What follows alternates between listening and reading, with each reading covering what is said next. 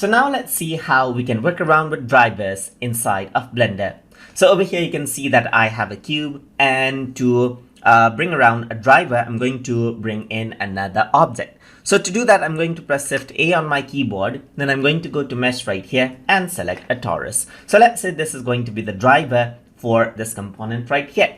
So I'm going to select the object which is going to be driven, and then I'm going to expand the transformation option right here.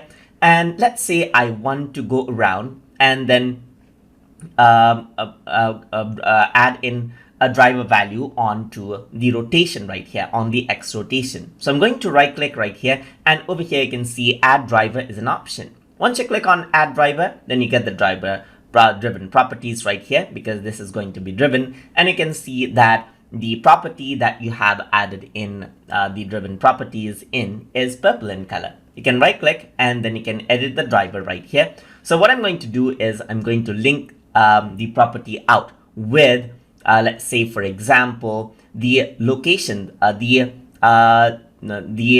say for example X axis right here. So whenever this actually moves in X axis, I want this to rotate in the X axis. So what I'm going to do is right click, go to edit driver, and over here I'm going to select out the object which I want to link to. So over here this is X location, which is set as you can see, and I'm going to set this to local space right here, so it is related with the object. Let me just go around, edit driver.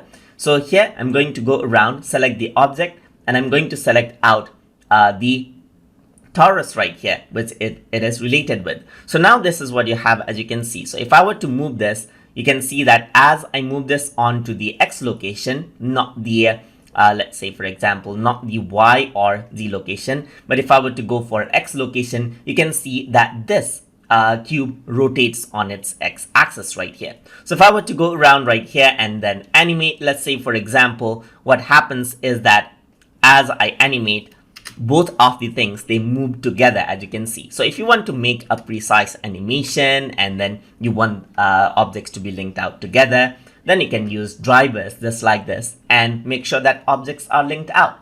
And that is how you can use drivers inside of Blender. So hope you guys learned something as always. And as always, please like, comment, share, and subscribe.